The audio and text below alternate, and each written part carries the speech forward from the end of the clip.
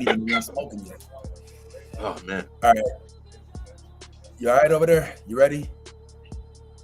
Don't talk to me. Don't talk to me today, bro. I'm mad at you, bro.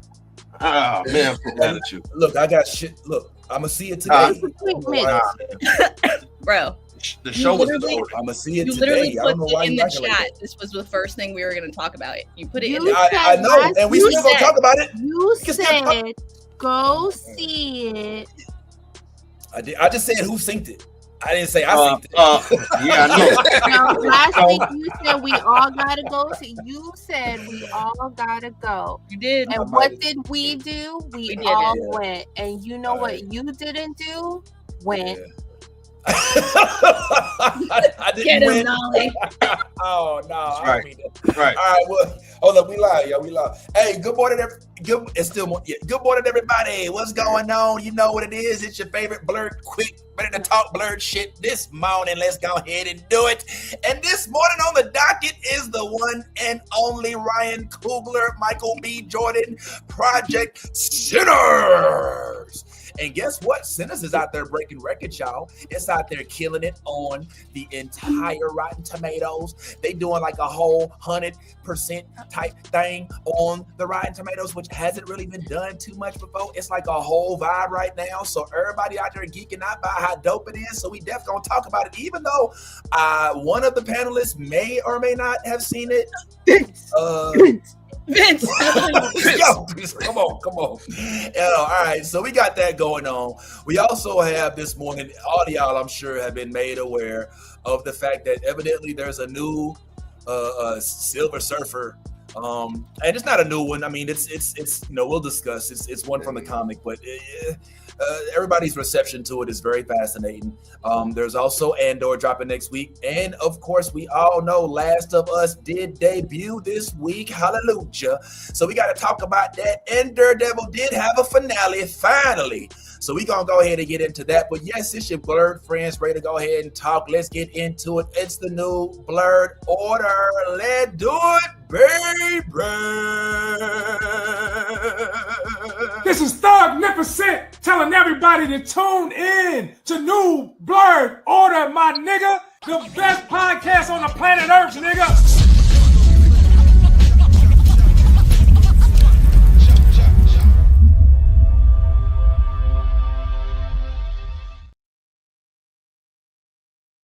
This is. Oh, thank God. I was so afraid I looped it. All right. Well, what's happening, y'all? Yes, Sinners is all the craze, and people is ranting and raving. I got to say, man, this is a project that I have yet to see online any real, true hatred for. Did you just walk away? Did he just walk away? Yeah, it's somehow he thinks his microphone is that good, bro. Microphone is not that good. Yo. Oh, you can't. Oh, how do you know I walked away? What? What do you mean? It sounded like you were in the fucking tunnel. What do you mean? We have eyes. It got bad. That guy. My bad. My bad. But anyway. Yeah, man. So I didn't see anything bad about it, and for good reason. I mean, Anthony was right. Evidently, he gave a resounding review of this movie. He said he walked out and wanted to walk right back in. And I ain't heard Anthony say that about nothing, ever. Anthony's a tough critic sometimes, y'all. So when Ant gives it the stamp of approval, you've got to listen. Am I right, Ant? Oh, yeah. And now that other people are finally seeing it, you're seeing a whole bunch of people agree about it. Nolly saw it. Yaz saw it. Ty saw it. Even director Ryan Johnson from Star Wars Episode 8 has saw it and has posted it on his Instagram stories that this man was cooking. He said, Coogler, all the rumors are true. Go see this movie, bring a crowd. Somebody grab Vince and bring him too, because apparently he ain't understand. Oh, wow. This is, it's the thing. Ryan Coogler himself had time to stop by random movie theaters and surprise moviegoers. You had time to go see it too. Wow. Yes. Oh, wow. And Bad Ty did make an in-person movie. He had a movie in person, not a fire stick situation. Excuse me. Comedy still in the brain. Absolutely. Yeah. Fifth row, by the way. Fifth row. No one was coughing or anything in the theater this time, huh, Ty? Oh no, it was terrible. There was some young people that was sat right next to us. No, because listen, this is officially you getting it right here firsthand on New Blurred Order. I am done with movie theaters, drive-ins, any public place that I have to watch a movie. It will not be watched. I am officially done. We got our tickets. We reserved our seats. We pulled up. We did everything. I turned my phone off. All of the considerations that one takes when they watching a movie, I did. And then guess what? 7 people, young people, by the way, I want to make sure that's clarified. Young people pulled up next to us and then had the audacity to talk the entire movie. And then let's not stop there, because why not? They decide to go and ask my wife if it would be okay if we move down a seat so one of their late people can sit next to all of them. And you know what? I accommodated only because that's how bad I wanted to see this movie. That is how bad I wanted to celebrate and support Ryan Coogler and all that he does, because mind you, this man is a genius and we need to give him his flowers now, because there is more of this stuff coming. I know it. And look, these kids ruined my experience, despite this movie being one of the best movies I've seen in a very, very, very, very long time. Wow. But okay. Oh yeah, absolutely. This gets the 2 thumbs and 2 toes up. Yeah, this is how we going through that, big toes. Oh wow. So yeah, absolutely. I mean, this cinematically, the entire movie, I was just more and more impressed by what I saw. Now, I saw this not knowing all of the actual lingo that goes into the cameras that were used and everything and all of that kind of stuff. But then I had the pleasure of seeing Ryan Coogler explain it all to me in a way that only a Ryan Coogler could explain it. So I'm just saying, like, when you go see this movie, man, this is not you going to watch a movie. This is you going to experience a feeling, a vibe, a drug. Because as I'm with Anthony 100%, so much that I actually did watch the movie again right after I watched it, Anthony. I came right home and jumped right on my Fire Stick and watched it again. And guess what? It did not lose any steam, any momentum. It was just as good as it was the first time I saw it.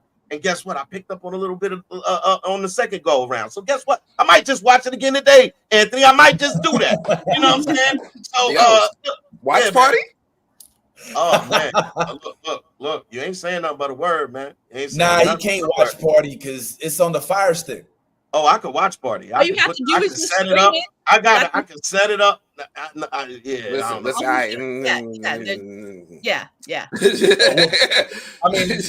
I mean, we're gonna go buy tickets.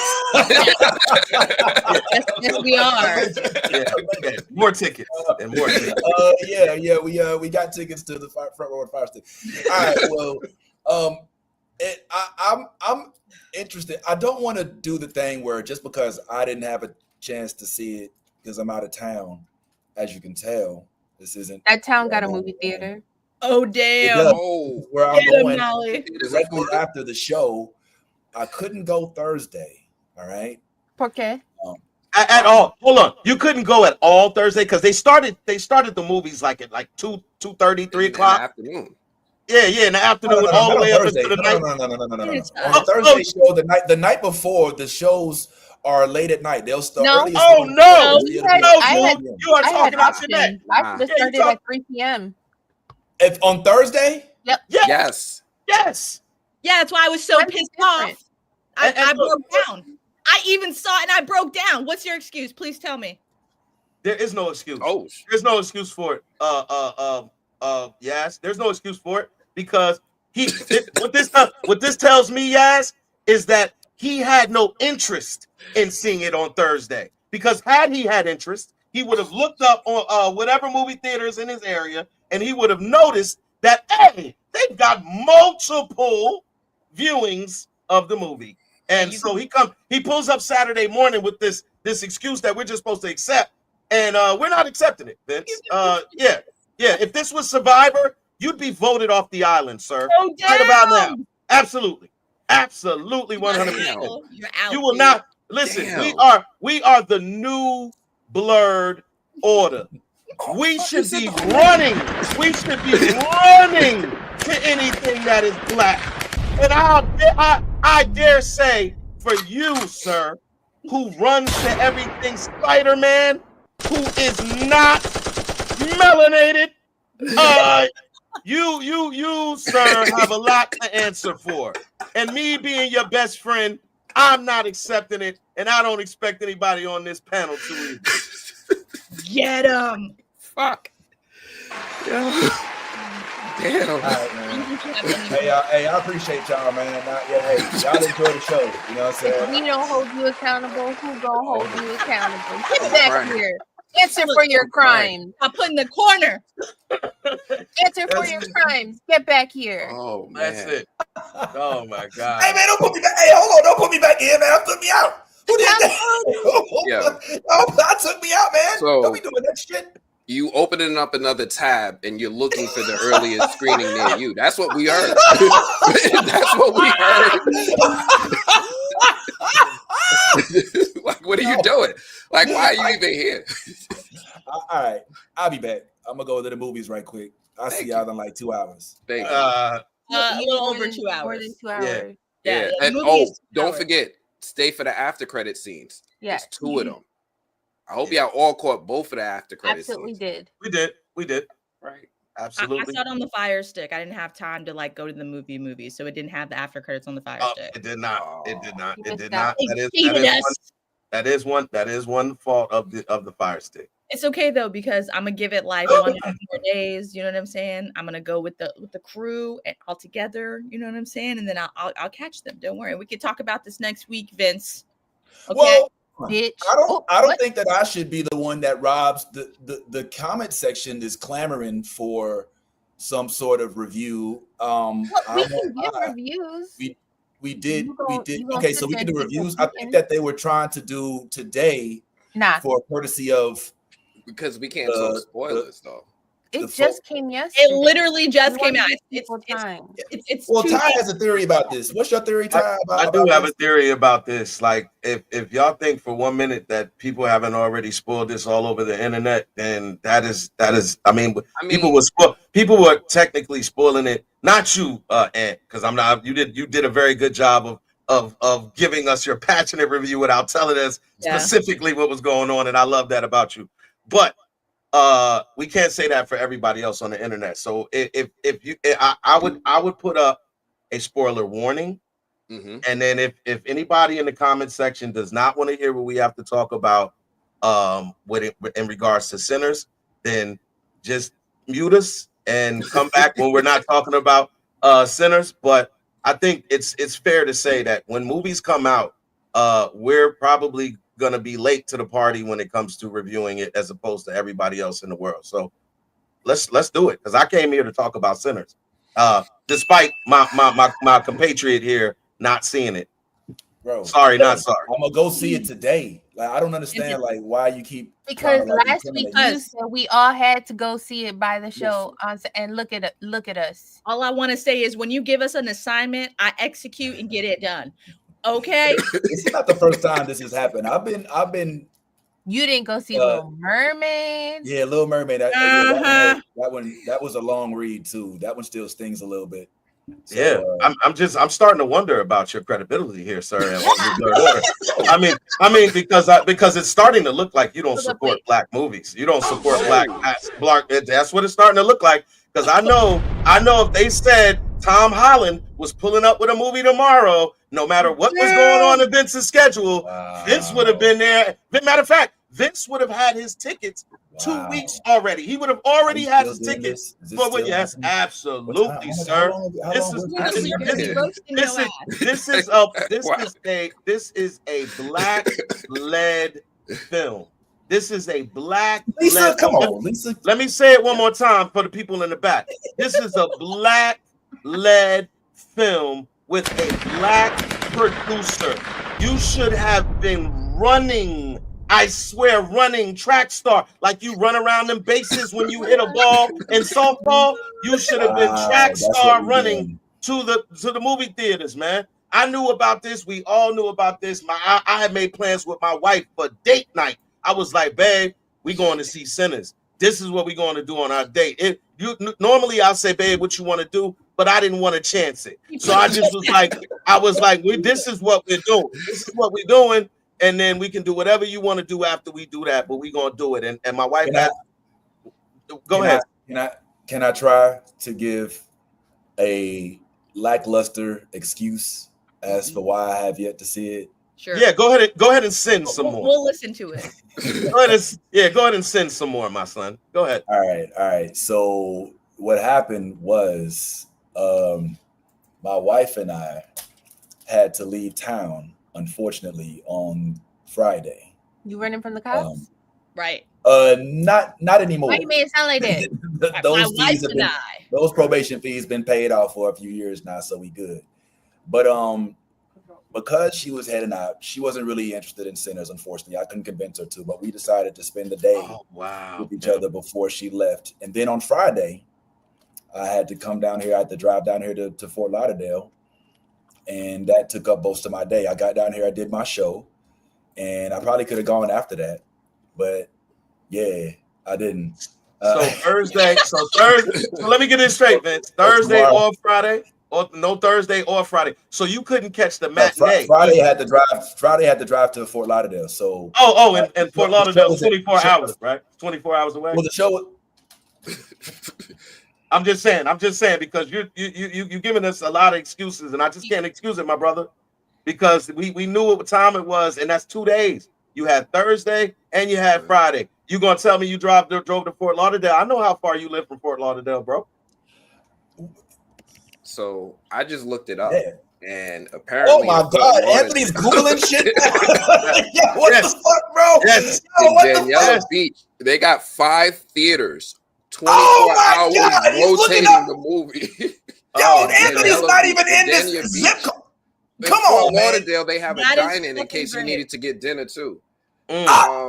Okay, could you go ahead and put me down for a 6:00 reservation then, since you already online booking me for you stuff? Want the RPX or you want the regular standard deal?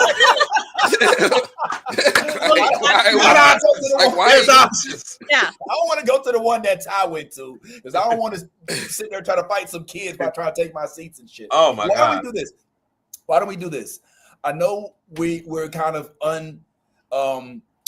we're not in sync about reviewing and all that. So why don't I do this? We'll call everybody up to the pulpit and one by one give what you feel about the movie. If you feel you're gonna spoil, just give us the heads up so I can throw up the spoiler alert for everybody. If you're gonna do spoiler free, then have at it. You know what I'm saying? Whatever it is that your heart's desire. Is that fair? How do we know what our heart's desire before we get into it though? Like, that's true. Well, I mean, that's what what you just said is what your heart desires. It sound like. Does it?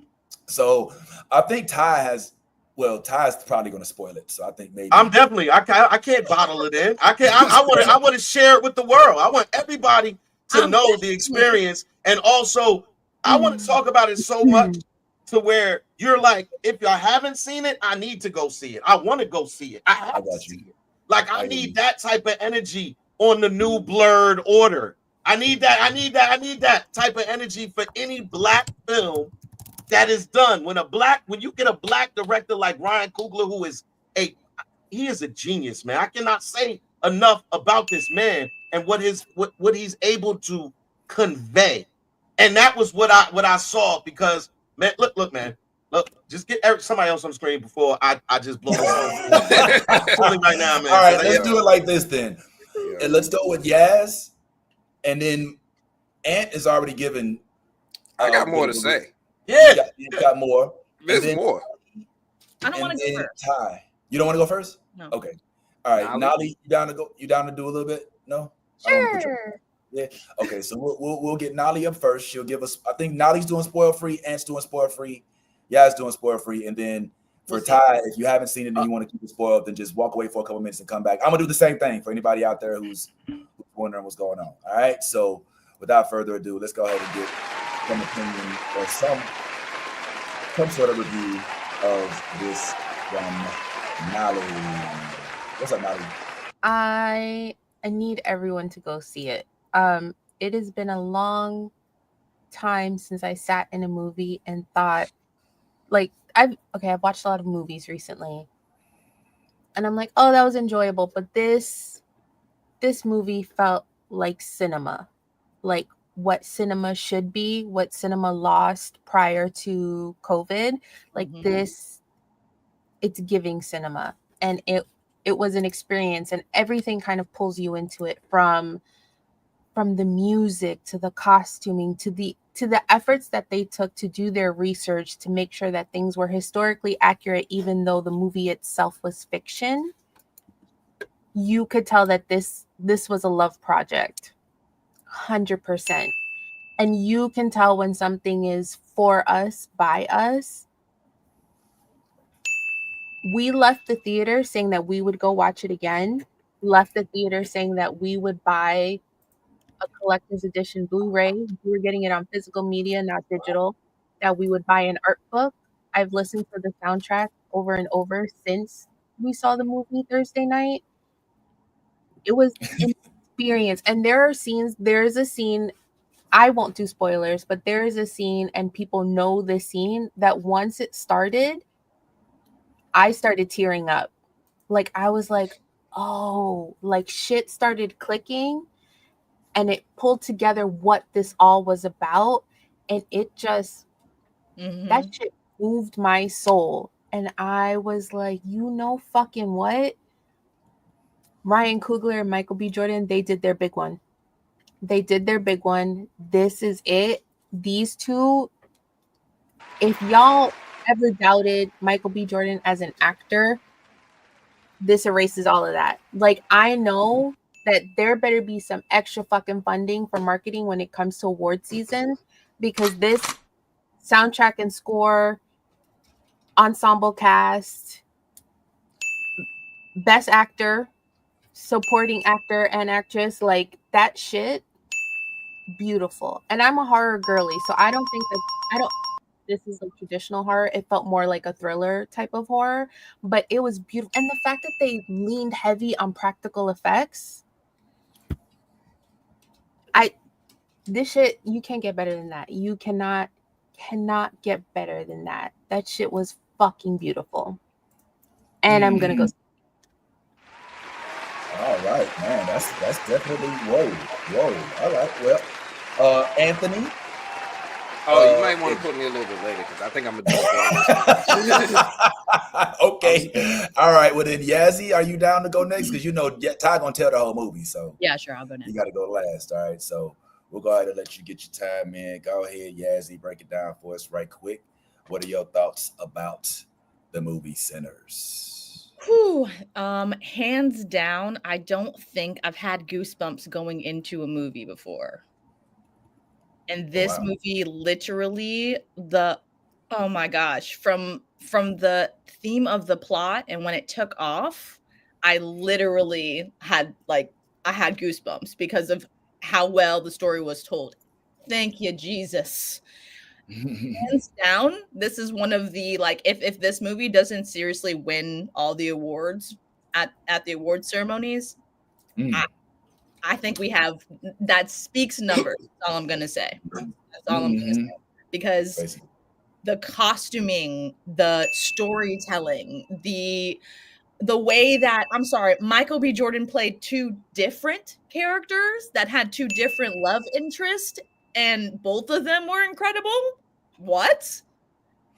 Like Nolly said, if you ever doubt Michael B. Jordan's potential, this movie right here will put you straight in your place. And I'm not gonna lie, I loved all the supporting actresses and actors. I'm sorry, but Haley Steinfeld was just, oh my god, her the words she chose, it was beautifully told. All of it was beautifully told. Ryan Coogler, literally, this is a chef's kiss to his homage and how amazing his storytelling is, and the people he decides to bring into his circle to play the characters that he did. Sammy's character, hands down, I think was one of my favorite characters. Like, I was really shocked, honestly. Like his character arch was pretty beautiful. From when you saw him in the beginning until you saw him to the end, I'm telling you, that's a character to keep your eye on.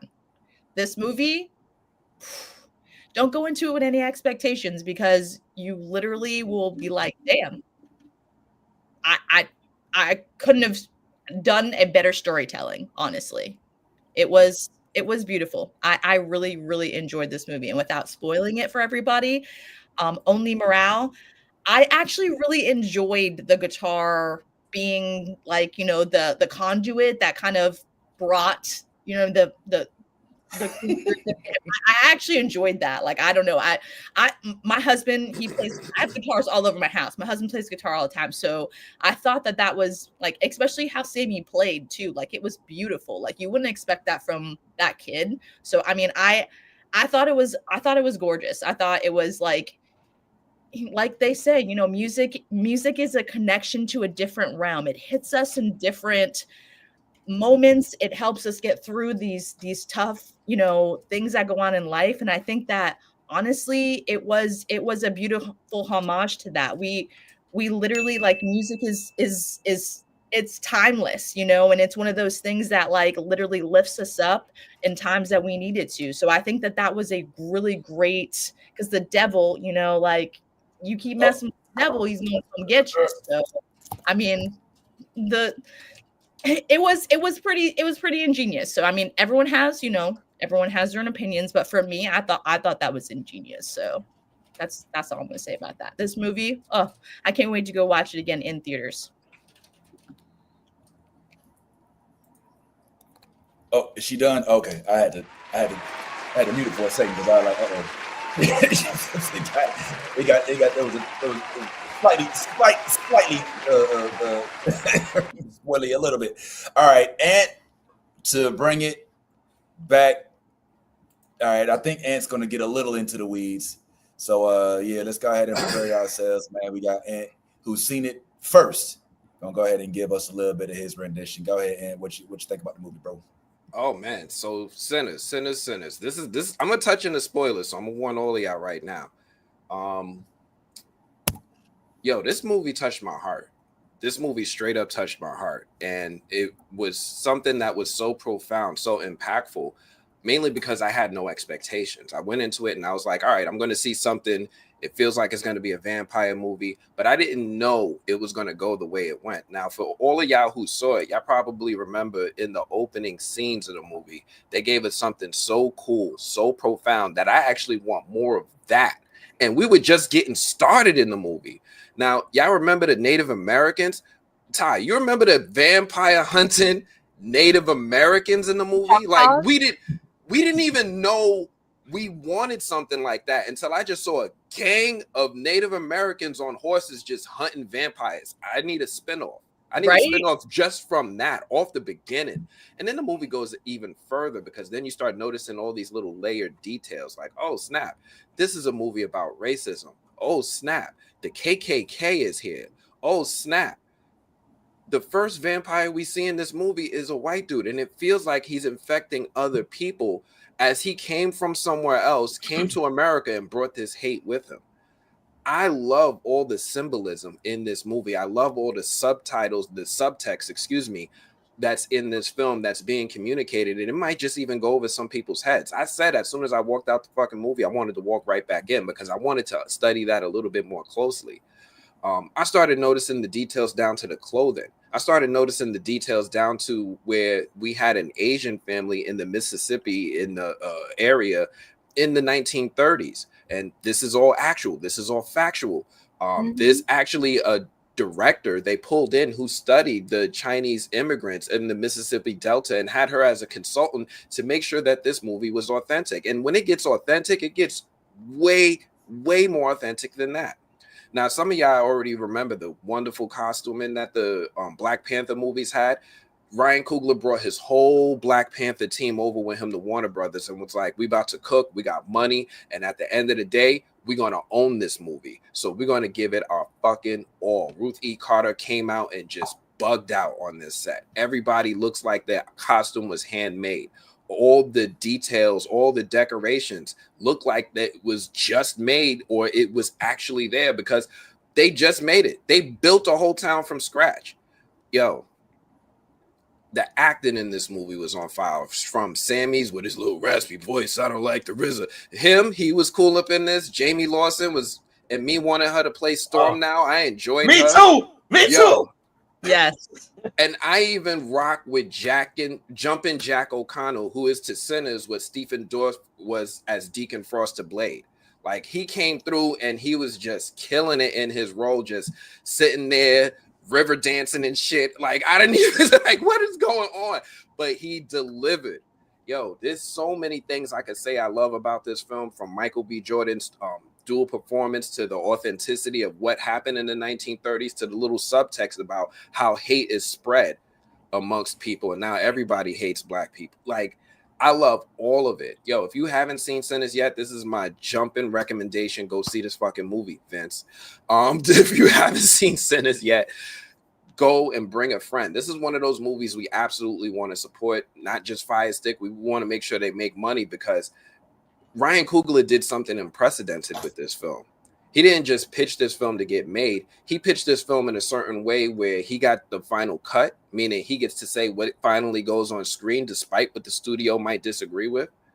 And then at the end of the day, in 25 years, he gets the rights back to the movie. Yep. It's not like every other movie with Steven Spielberg made Jurassic Park and now, Universal owns Jurassic Park. He's going to own Sinners. That's his franchise now. That's awesome.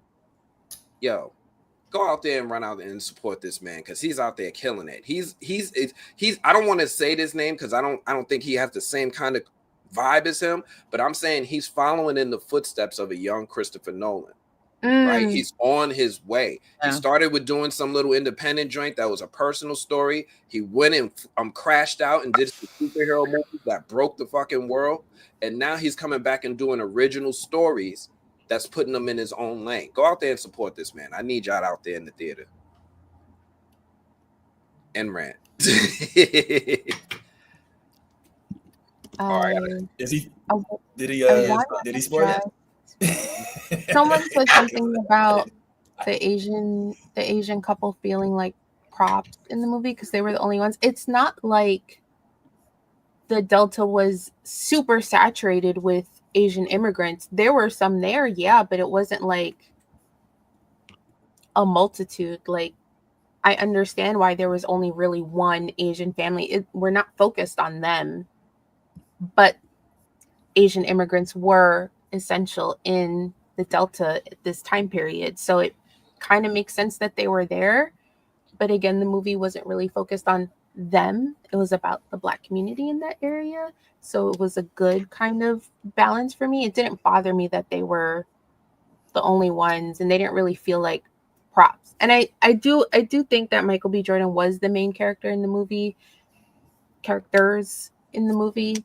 I can see the story being about the other character, but I wouldn't say that he was the main focus. Like, I understand now watching the whole movie that it's about this journey, but Michael B. Jordan's characters were definitely the main characters in the movie. Like, if it's award season, it would be best actor and not best supporting actor. But then we were talking about it in the car and we were like, but he played two characters, so like, is one best actor and the other one supporting actor? Like, does he get nominated twice, or is it like both just main actor and both of his characters?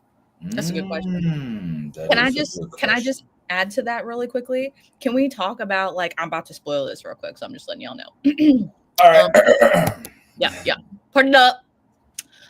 Can we talk about how, like, being that they were the only, Asian couple in the town. They owned the market on all the groceries. Okay. His wife was over there on the other side of the store. She had all of like your eggs and like, your like your goods, you know what I'm saying? Like your baking goods and stuff like that in her store. And he had meat, he had vegetables, like he had potatoes and stuff like that on his end. So they owned the market in the town. You see what I'm saying? So if you really think about it, like, they're the reason that town, had food. You know what I mean? Like, so they were kind of pivotal in the movie to understand how everything went on in town. You see what I'm saying? So there definitely weren't props. They were pretty smart if you really think about it. Like, I caught on to that immediately. I was like, I'm sorry. Did her daughter just walk across the street to another store where her mom was at and take over on the counter? Like, no one caught that? Just wanted to throw that in there. Yeah, it said something real important just now. It was very true. But did you peep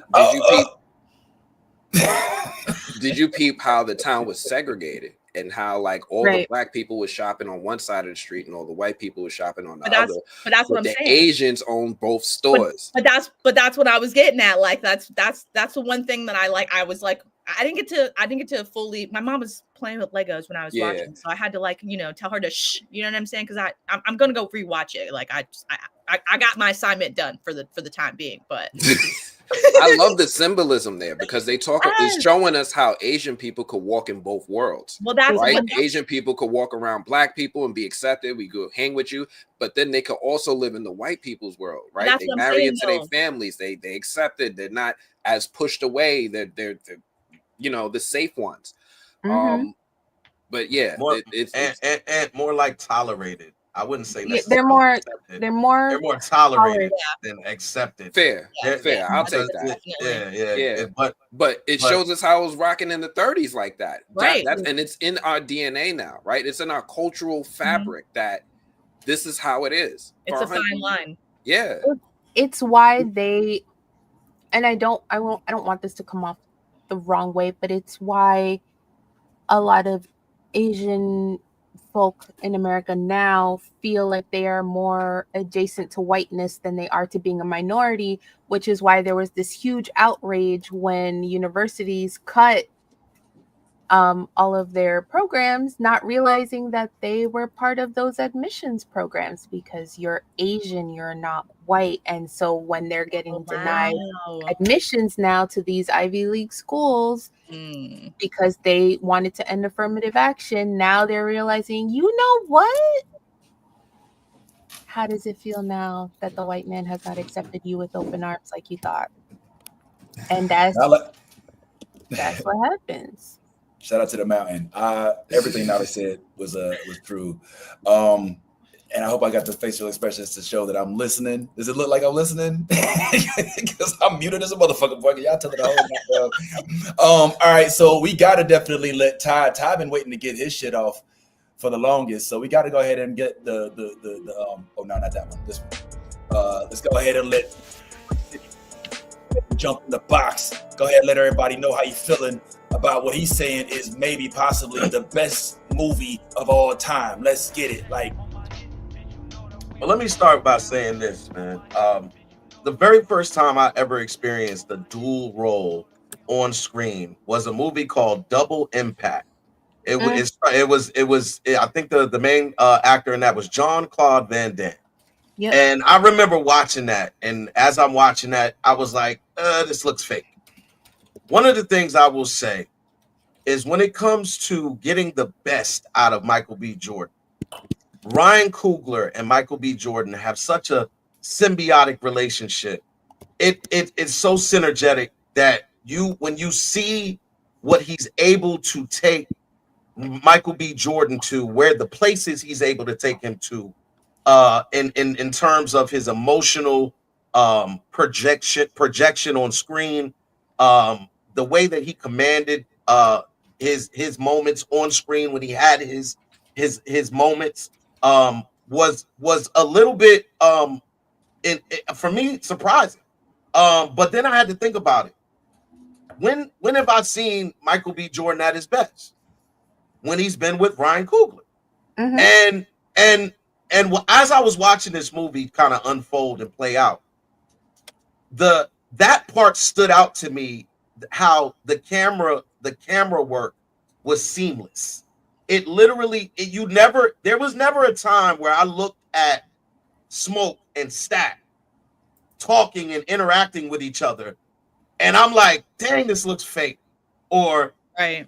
you know what I mean? Like, there was never a time. Never. And The that hand- begins. Ooh, Go the ahead. cigarette bad tie. That was like you That said. shit was blowing my. I was like, that editing is Right, the so cigarette. fucking That's good. what caught me That on it that. looks like he's sitting. Vince, you killing me, Vince. Sorry, I didn't mean to cut you off, bad tie. I just you Sorry. put a good point. The cigarette. Vince's fake listening is throwing me. That part. That's Okay. Yo, Let's go back to bad tie. but take him off camera. nah, but like that part really stood out for me, and the more and more I watched the movie, the more and more I was like anticipating that, like at some point, being shaky or being, but not, at no point, and I don't have to really spoil it when in terms of how many times you get Smoke and Stat, it like literally, if like face to face next to each other, but the whole point is they're on screen at the same time of a large part of the movie. Also, one of the things that also stood out to me was, as I'm watching this movie based off of the trailers. So based off of the trailer, you'll come to this movie thinking I'm gonna watch a horror movie. What you find is, like, as you watch this movie, it's not a movie about vampires. It's a movie about music that contains vampires. And this, when as I'm continuing to watch this film, I'm seeing all of the dynamics in which Coogler wanted his audience to see. And Ant was absolutely right.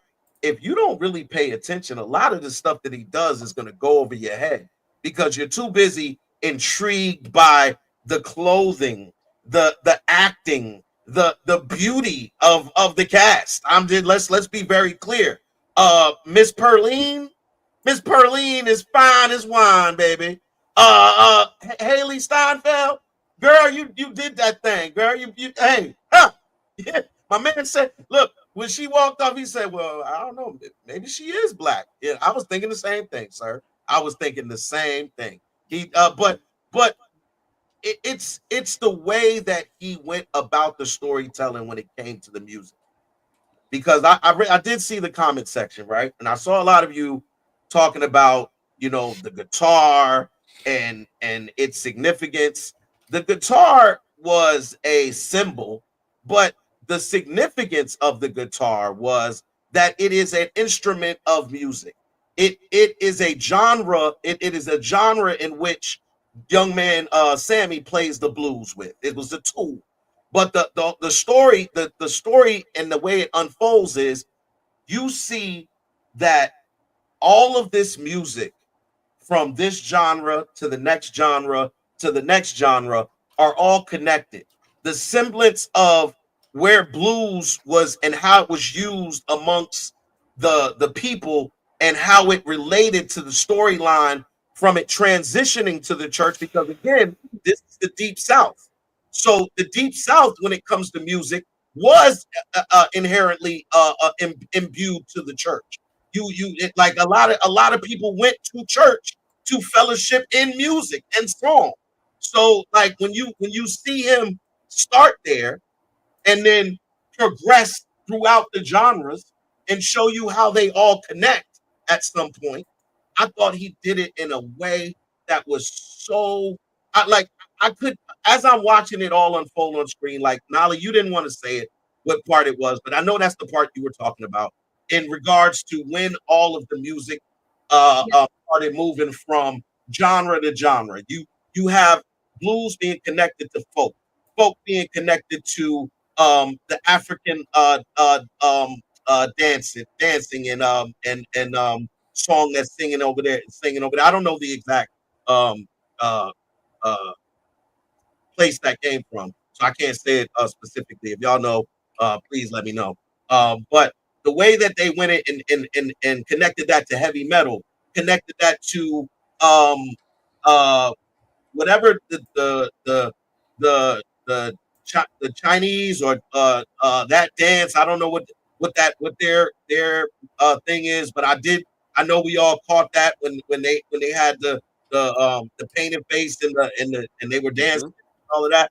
So it's all about that. I think that is the aspect that people really will take away when you go and see this movie. And you'll see that it's not a movie about vampires. It's a movie more about um, you know, the historical value of music within the thing. That's why Sammy is such an integral part of this whole movie. Like I might disagree with Nolly a little bit in terms of who the main character is. I think Sammy was the main character in this movie. Um, I think that Michael B. Jordan is still also a main character, but I think the main character behind this whole thing was Sammy. Sammy was the reason why um uh why Coogler was able to attach the supernatural aspect of it to this whole storyline. Sammy was the one who was the kid whose father was a preacher, and he grew up in a church. He's a dedicated son and a good all around kid, and also has the duality of being able to play the blues and have the attitude and the heart towards that. When you meet Slim, when you meet Slim says, "Boy, you ain't even old enough to know nothing about the blues." But then that's when you realize it ain't about age; it's about what you feel inside, and that was portrayed so well by the young man. What's his Peyton? What's his Mouse Catone. Miles Catone. Catone. Okay, Catone. That's how you pronounce it. So Miles Catone put on one of the best performances because I think he's a new actor, right? And he's not like he hasn't done a lot of projects, has he? Nah, he was a musician at first. Like he's actually singing. That's his actual voice. That's him playing the guitar. That guitar was something that him and Ludwig worked on for him to be able to use to perform in this film. So yeah, this is his breakout role. Well, with that being said, that makes it even more impressive because when I tell you he was absolutely phenomenal. Mm-hmm. Like, I mean, it's like the boy didn't miss. He did not miss. He found the button. And that's, what I'm saying? Sometimes that's all you need to do is find the button. But this movie, I cannot say enough about this movie and how good this movie was, because I think with what Ryan Coogler is able to do on screen with this cast and to get the most out of everyone lit up their role. Omar Benson Miller, who plays Cornbread, who my wife said doesn't age. He looks the same as he did when he was a kid, because this guy's a child actor. You know what I'm saying?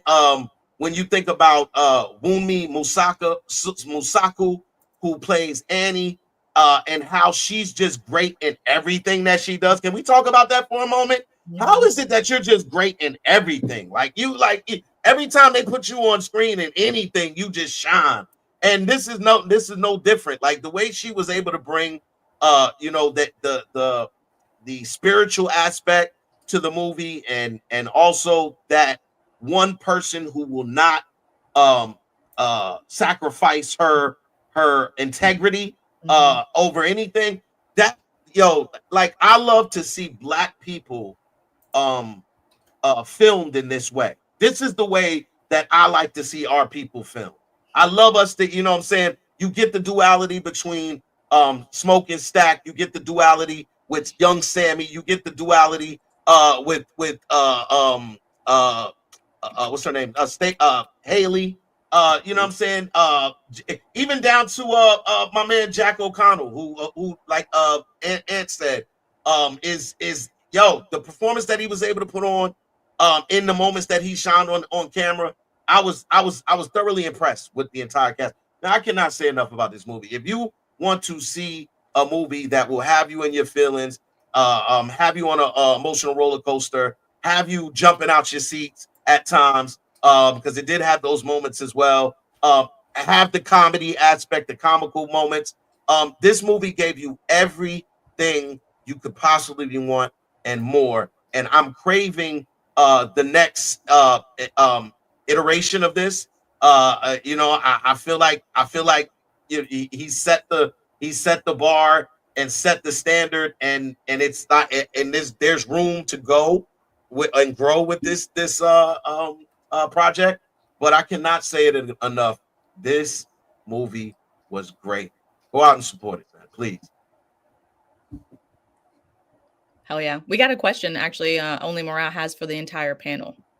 All right. So it says, panel, I know we have to move on, but what y'all thought about one brother having a white wife and she fucked it up for everybody, and the other brother having a black wife and she's saving everybody? Anybody want to go first? I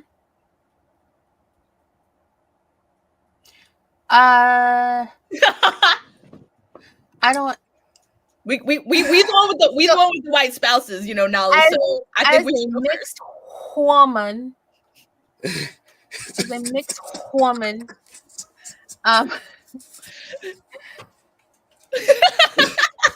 Seinfeld herself is mixed. She her grandparents are half black and she's Filipina.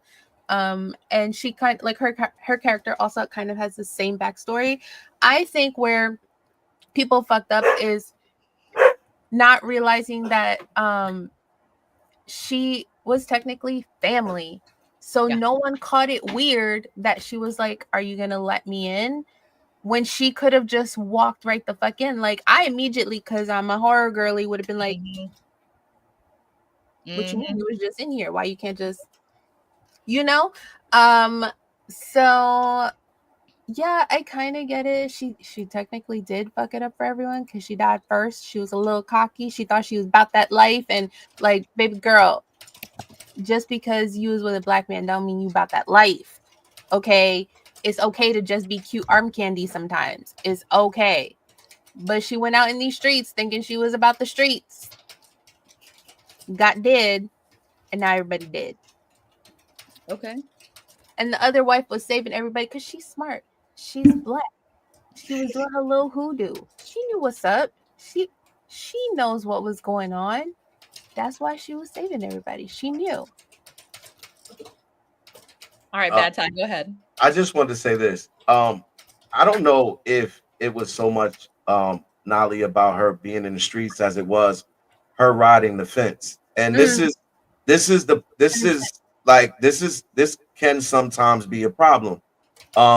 And in this case, it did become problematic because the whole reason she went outside is because she felt as though, because of her complexion, she'd be more accepted and she could infiltrate their side and get the information that she needed to get from them, and then bring it back to Stack, and basically they could go from there.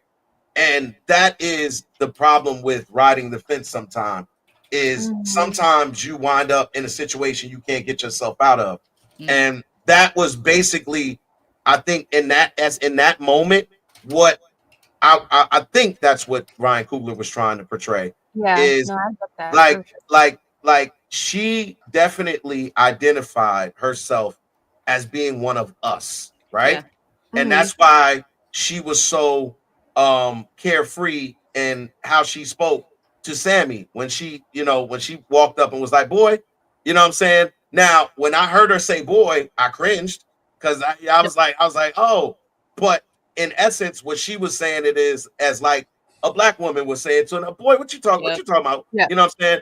And so that's where Coogler had Haley Steinfeld, in that middle, where a lot of people like to walk and they don't want to commit to one side. So they'll say, "Oh," but when it's convenient though, and that's kind of what she's doing. You're riding with the black people, but when it's convenient, you'll go over here and pull up on the white people. By the way, you do have a white husband at home, so you have the ability to move through life carefree and do whatever you want to do. because they don't see you as us, even though internally you see you as us, but you project this when it's convenient. And that's kind of what I saw in that dynamic was her taking the opportunity to use her complexion when it suited her, and and everybody else understood. That was the one reason why Stat couldn't be with her openly, because he'd be like, they'll kill me. You're a white woman. In terms of your skin complexion. Yeah, we know your mother raised us like your own. And what did he say? I would kill anybody who did anything to you without like that. Like that, I would kill him. And he meant it. And you knew he meant it. But despite that, that ultimately was her downfall, is that she thought she could fit in, and yeah, you fucked around and found out. Yep. Yeah. What's up, Aunt? Go ahead and real quick, so then we can wrap this up. Real quick. I can't hear you. Okay. You fuck around, you're gonna find out. You know, that's it. And so, like, for anybody who hasn't seen this movie, I encourage, what the fuck are you waiting for? Like, get the fuck, go out there and see it. Why you ain't seen it yet? Take him off screen. Go see the movie, asshole. Aunt wanted to say something real quick. Slight real bit of hypocrisy, maybe tiny bit, maybe a little bit. All right. Can he hear us? I don't see. Let me say this, because as the panelist who hasn't had the opportunity to see it yet, I have yet to see the trolls come out to take this movie down. Like, am I tripping? Like, is this movie that strong? It's given Coming to America, where it's like you want to complain, but you can't because it's so good. You know what I'm saying? Black Panther. Like, I don't see the comment section full of the people that Ant said probably would have walked out the movie saying like, nah, man, this is just gonna make a few people mad. It seems like it's 100%, bro. 100%. That ain't some shit to just be like, yeah, no big deal. Every movie, no, 100%. Did y'all see Ryan Coogler's like his track record with regard to some of this stuff? Like, Ryan Coogler actually has not yet broken this as of yet, and so this speaks volume not only to that, but we also, and forgive me if you mentioned this already, but this is not a Disney project, right? This is not Marvel. This is not any of those other things. This is Ryan Coogler's. So that means he don't get broke off a check from the big studio, right? Right? I'm really interested in hearing the background and everything else that happened surrounding the development of this movie and how it differs with regard to how you are paid with Marvel, because now these dudes don't have to worry about being paid by another entity if this is a Ryan Coogler. And listen, this is also given, you know how Adam Sandler, Seth Rogen, they all got these cliques. You gonna see Paul Rudd in in a Seth Rogen. You gonna see Rob Schneider, all right, in every Adam Sandler movie. We're getting that vibe with Coogler and Ryan and Michael B. Jordan. They are a clique. The question is, do we build on it? They even got old girl Lily from Lovecraft, who I know we're gonna chat on that a little bit. So yeah, this joint is doing big things here. And like I was saying, man, Ryan Coogler, just to kind of just throw this in real quick, and then we'll move on to something else real quick. So if anybody was out there like me trying to not pay attention because you wouldn't want to spoil it because you're gonna see it today because you got other, whatever. Then let me at least give you this to chew on. So this is, like I said, Ryan Coogler's prior history with regard to how it gets down with Rotten Tomatoes. So with Black Panther, it was 96% and 89%. Judas and the Black Messiah, the story about Fred Hampton, 96, 95. Creed, 95, 89. Fruitvale, 94, 87. I mean, these are all hella good scores, bro. All of them, hella good, like insurmountable. But dog, when they say that this motherfucker has 100%, that's a milestone, because I don't know many other movies that are getting that like that right now. So well, I mean, Vince, just to be clear, man, this like the first week of the movie coming out. I mean, like it is an accomplishment to be at 100%. Will it stay at 100%? No, No movie is gonna stay at 100% on Rotten. Honestly, it don't even matter though, bro. Honestly, because every movie doesn't get 100% when it drops. Let's think about Craven. Let's think about Venom. Let's think about all these other movies that were frankly not worthy of 100%. But then you can think of. But then you can think about other movies like I don't know, what's the movie about the boxer lady? I forget it. I forget the name. Fire Inside. Fire Inside. Like, did that get 100%? I'm sure it was phenomenal. No, but it was phenomenal. It was. Right.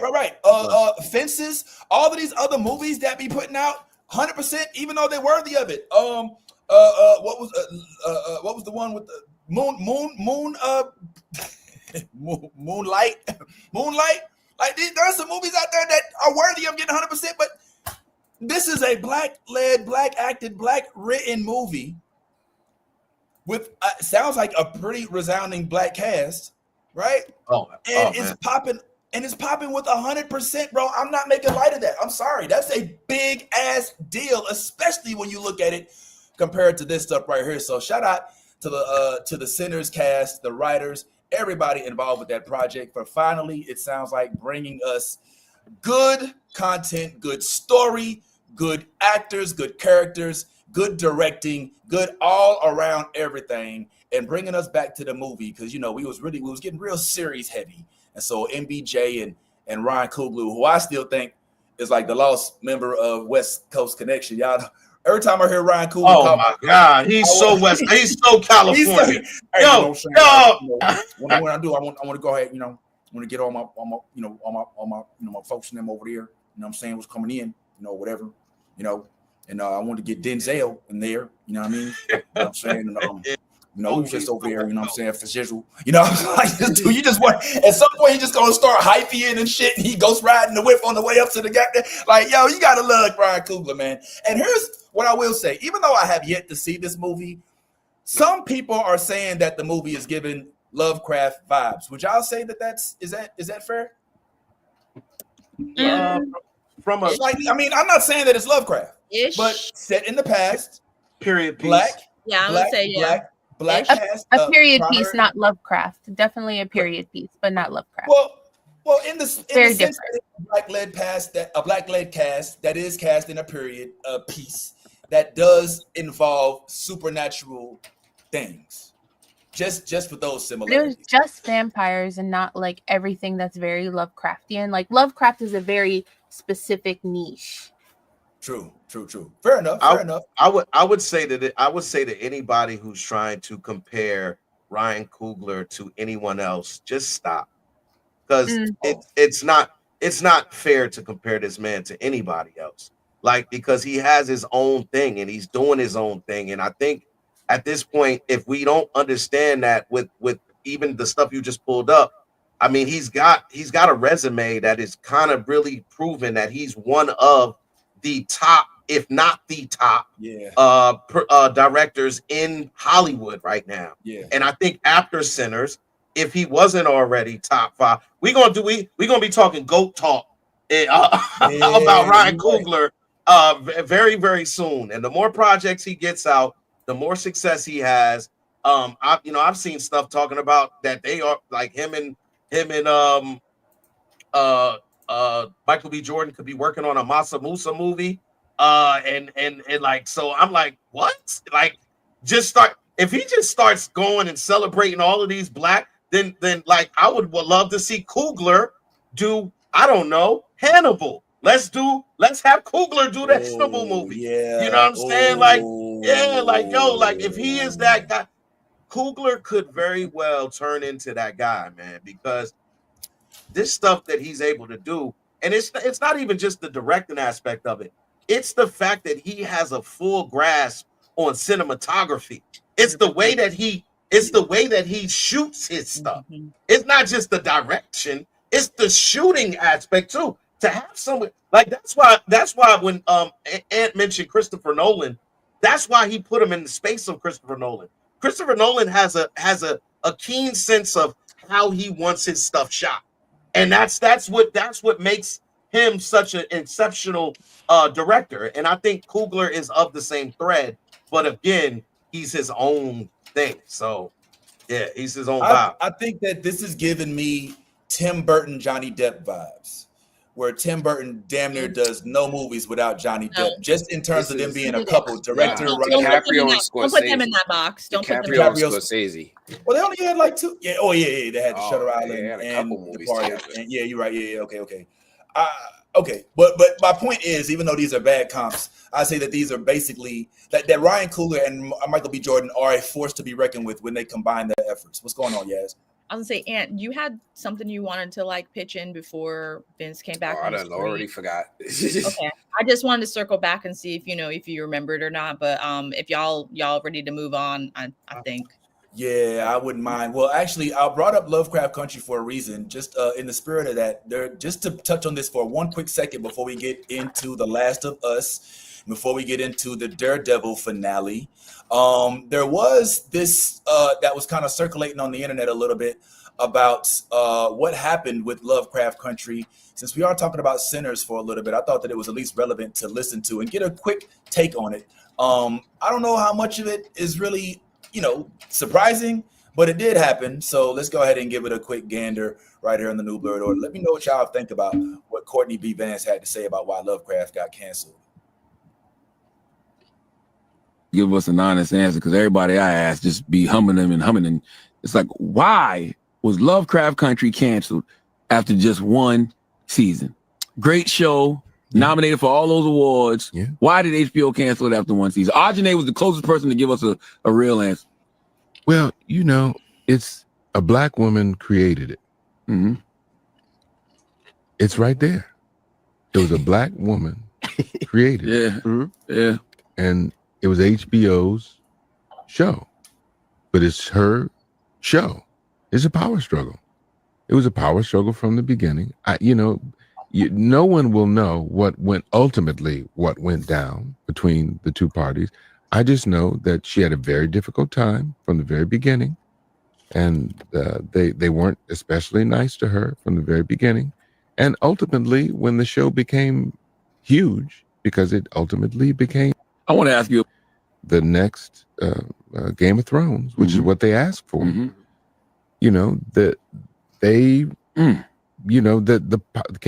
A lot of times it's not, and you would think it'd be about money, but how did the show end? The show ended with a young black girl shooting a white woman and saying, "We got the keys. You don't got the keys no more." Bam. Now, for the next 4 to 5 to 6 or 7 years, who knows where Misha was going to go? Mm-hmm. Do they ultimately want a show to be just to go into all those areas? You would think that if it was about the money, they wouldn't care. And they would like, just get this girl, give her what she wants.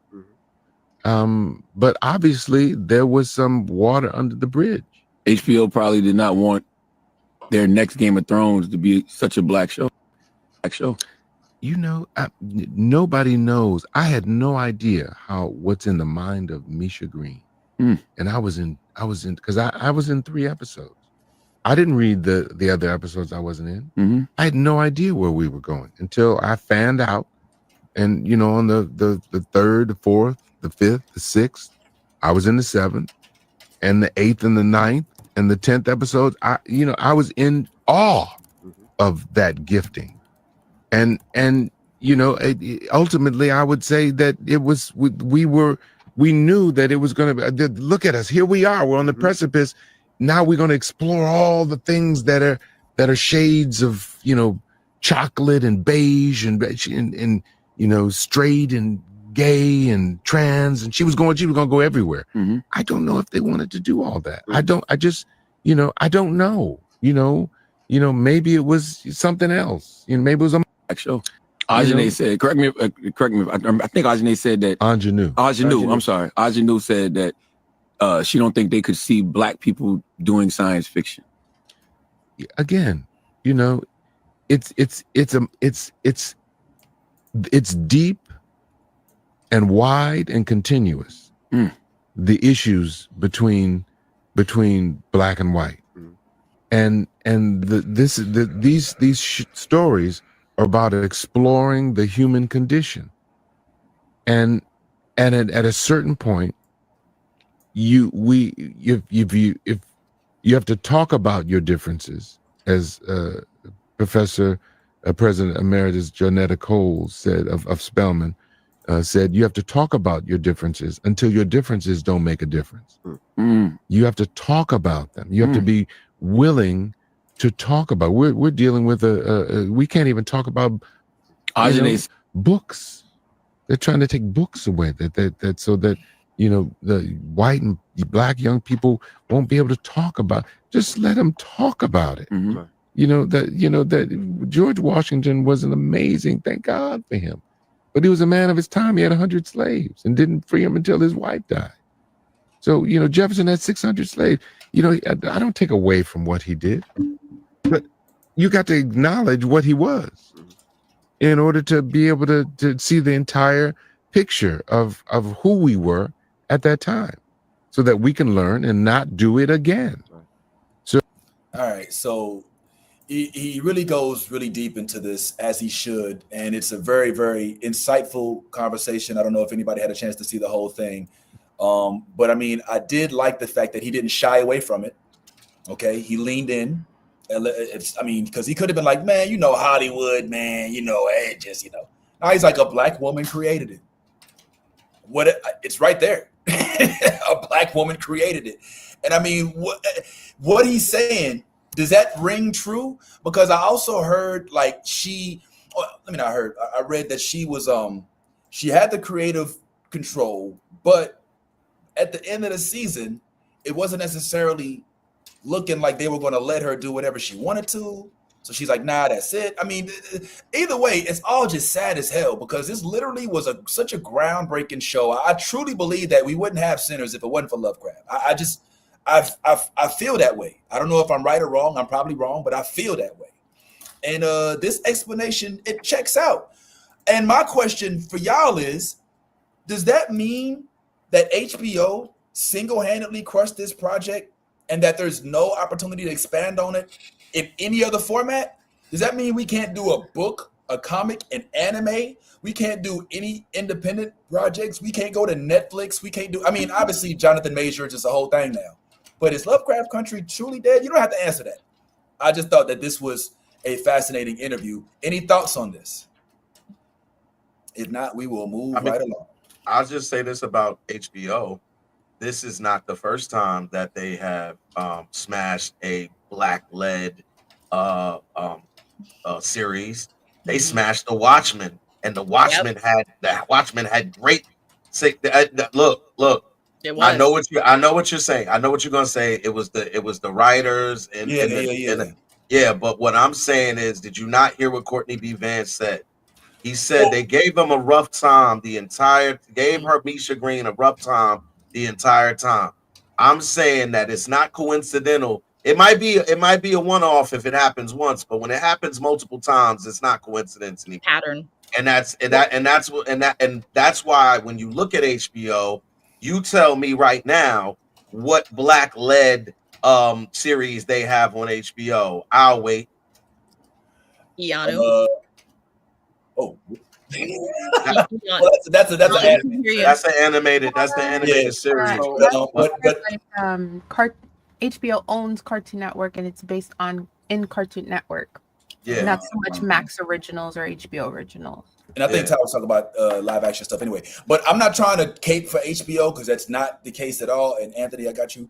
But I do want to at least throw the distinction out there that the writer for Watchmen refused to make a second season. It's a little different from Misha Green, who wanted to. Now HBO could be like, all right, fuck you, we're gonna hire somebody else. But I think they understood they ain't gonna get the same product. And that was where we did have a black Dr. Manhattan. We had a black it was good. It was really good.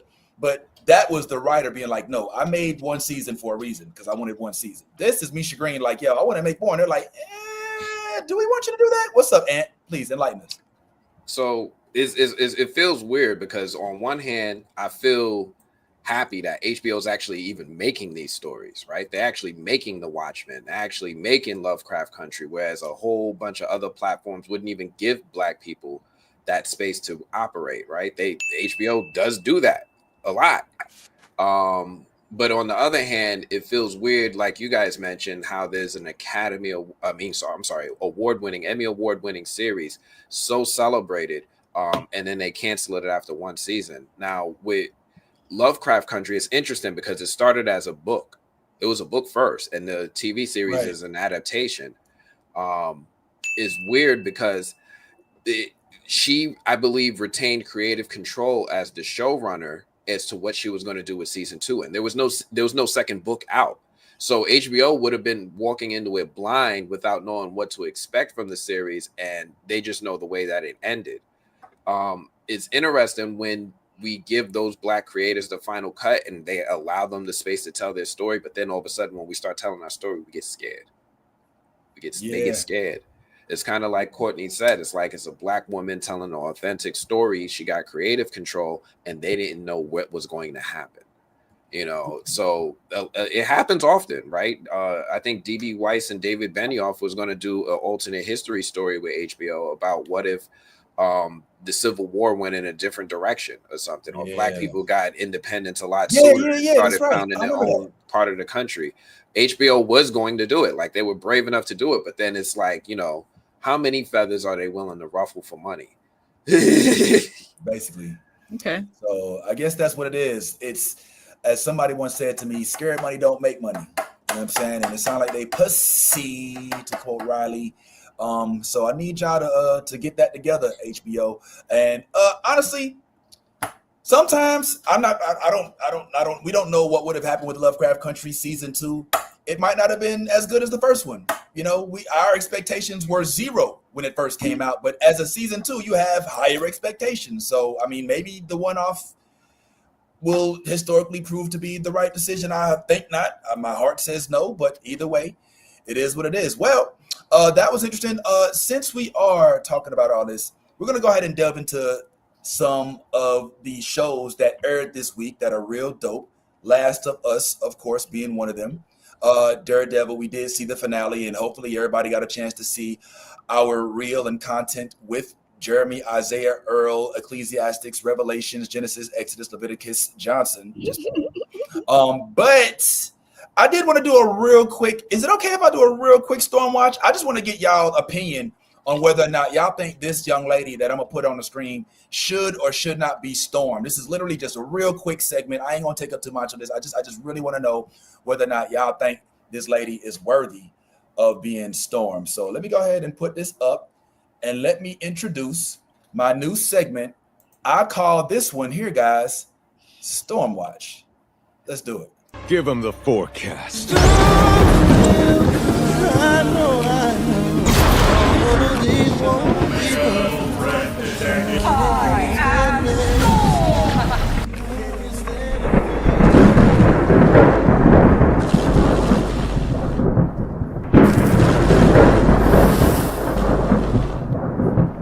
Give them the forecast.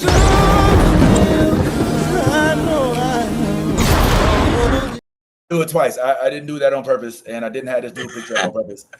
But yeah, I like it. You like it? Yeah. I like it. Yeah. Yeah, man. Took me like 20 minutes, man. Did you guys see that Netflix short one of them days on Netflix with her? Kiki, not yet, nah. But I will watch it next week when I have more time to binge everything I didn't miss the last couple of weeks. So the last couple of weeks been hella busy. You know what I'm saying? Yeah, you know what I'm saying? But SZA, everybody, I don't want us to spend time. I just gonna go down the list. I'm gonna put your face on the screen, and I just want you to give me a yay or a nay. That's all I want. Don't even, you know what I'm saying? Just let me know how you feel about it. If you ain't feeling it, then you ain't feeling it. It is what it is. You know what I'm saying? So let's go ahead. SZA. All right. Watch out, man. Watch out. All right. SZA for Storm. What say you, Ant? Oh. She could cosplay as her. Yeah, cool. She got the look. Okay. All right. What say you? Yes. Yeah, I mean, she got the look, but like I said, as long as she doesn't do too many like speaking parts, because Storm has that very, musical, like,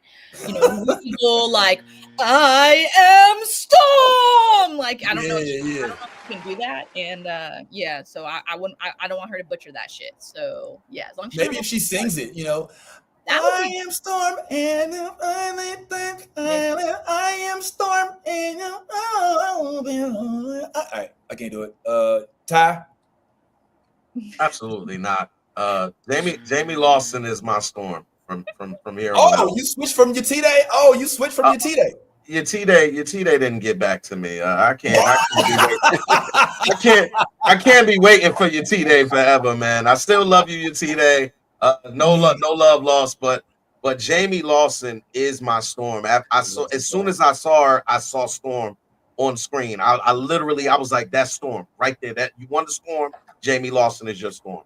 No, right, SZA. No, absolutely not. All right, Nolly, what say you? Not even she don't even get no words. She just gets a look. All right. Yeah, I'm going to say a resounding hell no, but I hope that you can at least participate in the soundtrack, SZA, because that shit was dope when you and Kendrick did y'all thing for the Black Panther joint. So I would at least say that much. Now, moving right along to something else, let's go ahead and talk about the show that everybody is all geeked up about because it debuted this week. And of course, I'm talking about none other than the one and only Last of Us. I know we all caught up on that one because that one don't require leaving the house. I mean, even though I know some of us did not leave the house, but that's a whole different subject. So I would love to do a spoiler-free review. Well, should it be spoiler-free? That shit was Sunday. You know what I'm saying? I don't know. Yeah, it was like a whole long time ago, bro. I don't think we should. Man, we might just have to talk about this one, y'all. I'm sorry. Yeah. If y'all didn't already watch this premiere, then oops. What are you doing? What are you doing? So let's go ahead and get this up. Let's chat on it. I'm assuming everybody here did get a chance to see it, and some of us even had a chance to play the game, so that's cool. But yes, I definitely loved. Well, oh, you lost your ass. There you are. I loved what I saw. However, I think we have to give Nolly her props. Nolly, yes, because Nolly was right. Nolly, you did that. You know what you did. Thank you. Right. Yeah, and for the gamers, you know. But I said, yes, it wasn't gonna happen the first time. I still think that was a mistake. I think that was a mistake, Nolly. I think it'll be second or third episode. You think so? Well, what was said, and then maybe. So Vince was trying to convince me that the big thing. Okay, you know what? We could spoil it because the video game has been out for years. Wait, no, don't do it. Don't do it. Don't do it. Don't do it. Anyway, it's so pivotal. He thought something big to happen in the game. It happens very early in the game. He thought it was going to be in the first episode. And I said, there's no way they're going to do that to everybody in the first episode. There's no way. You got to build to it. And he was like, no, it's going to be the first episode. And it wasn't. But it should have been. It should have been. Nah. They need to build up to it because the way the last one ended, we didn't get to see that their relationship deteriorated before it. And that's why it hits as bad and hard and heartbreaking as it does when it does happen. But if they did it in the first episode, it wakes everybody up. And he can still show, and they can still. That episode had shit in it. Like that stalker, again, with the practical effects, they fucking deliver. CGI, not for everybody. It's not for everybody. Practical effects is where it's at. That shit was fucking beautiful. And the way that they did the stalker true to the game, it gave me anxiety. My anxiety. Yeah. I was like, bitch. And then Ellie ran at her. I said, bitch. Like, and I said, this is how you know Ellie is white, because why does she run at it and scream at it, run at me? No, bitch, sit the fuck there. Right. Because if it's not running at you and you've been fighting them for how many years, something wrong. Don't do that. Right. Evolution is the thing. Don't do that. Why would you run at it? Why would you invite it? Why do Caucasian people do these crazy things? This is why there's a rise in black horror, because that's why. Why? Shit happens, black people hear scream, and then the white person be like, oh my god, that was Billy. And we'd be like, fuck Billy. Billy's dead. We going this way. Like, what do you mean run at me and then you run at bitch? No. Damn. I understand it's boring. Y'all don't got cable. You don't got your little handhelds no more. You know, you got to entertain yourself. I get it. You want the thrill. Sleep around. Do something. But running at the Yo, be fucking for real. Y'all got running water. It's okay. Everybody's doing it. y'all got running water. Like what do you mean? What do you mean you just gonna run into places and run at them because you girl, Yo. whatever happened to drugs? Whatever happened to we need to be a proper country. What like we're in the apocalypse. Try drugs, do something. Okay, all right. that. Can I take another can I take a different I don't know why Yas keeps disappearing. Do you keep taking yourself out on purpose? Oh, bye. So let me at least try with a different perspective. All right. This one may not be at a good explanation, but let's at least look at it like this. So we're dealing with a young lady whose mom she never got to meet, who is dealing with a guy who is basically her pseudo surrogate dad, who is lying to her, and she knows it. And she also is in a town that she's low-key kind of stuck in, where she's got a crush on somebody that don't even necessarily, that's just now started to reciprocate, for those who've already seen the episode, which follows the game to a T. Right now, Yes, it's almost like for frame like the game. Literally, like it was almost like you were literally playing the game. Like the whole scene, the dance scene, all of that directly from the game. So Ellie's going, she's suffering from some traumatic shit, yo. Like this ain't some regular chick who's just like, oh, here we are, apocalypse, blah, blah, blah. Like she's been bitten. She's still alive. She don't really know how to deal with that. She's supposed to keep it a secret, but she knows that she's possibly the savior of the fucking world. And she has nobody to love. You talking about fuck around. Everybody she wants is with somebody. Finally, she might have a chance to get a little clap. You know what I'm saying? I mean, to clap a little, you know what? I didn't say that right. To get a little something, to get a little action. Bump uglies. Yeah, you know what I'm saying? But for the time being, like she's really fucked in the head. And so when she goes out on these ventures, it's not her going out to help. It's her going out therapeutically to get the shit off of her mind. She wants to kill. She wants to get rid of the fear she had in the last season, where she still wasn't necessarily completely cool with going out there being the badass that Joel is. Remember, she still leaned heavily on Joel all the way up through that last episode. And now we see her coming out that shell and being what we know she's going to be, which is the lead role. You know what I'm saying, in this upcoming series. So Ty, you shaking your head like, yeah, I totally disagree. I listen, Ellie from the jump has been an asshole. Like she like from the very jump. I remember all she did was remind me why I hated her in the first season. That like the first episode, I was like, thanks for reminding me, Ellie, of how much I hate you. And yes, and all of this trauma shit and all of that. That's just that's just you being defensive for her. The truth of the matter is Ellie really wants to be looked at as a dude, and that's the truth. She that's why when she first got into the fight with the dude in the first thing and he pulled back his punch, she said, don't pull back my punch because I'm a girl, because I don't want to be looked at as a girl. I want to be looked at as a guy. That's why she was offended when they told her when they was like, we gonna go in. And then she told whatever that young lady is, her friend, what are we gonna sit? Why not? What are you scared of going? Why do we have to wait for the guys to do it? Why do we have to do? And then she again got offended when Joe came to her defense with the dude calling her out her name. So my whole thing is that she is Ellie, number one. Ellie is an asshole, been an asshole, got people killed, will continue to get people killed, and don't care. She's one of those type of people. This traumatic shit, and she's, oh my God, she's been dealing with so much. No, the fuck she hasn't. Ellie is Ellie. Dang. And that's it, like, and that's one of the things that I, again, love and hate about Ellie. Ellie is, I don't give a fuck. Ellie does not give a fuck. Joel's brother specifically said, yo, The reason I'm not letting you go back out on these things is because you're out here doing the crazy shit. You're out here doing wild shit. You're not caring about what you're not listening to your captains. Yo, if I let you back out there, you have to promise me you'll listen to your captain. What does she fucking do as soon as she gets out there? Not listen to the captain. Why? Because she smashed the captain. She don't have no respect for the captain because she smashed the captain. So she's like, yo, I'm not listening to you. Oh, despite me possibly getting y'all killed by doing something stupid, I don't care. Yeah, the thing didn't run at me. Of course I'm gonna run at it because I'm tough Ellie. I'm super tough.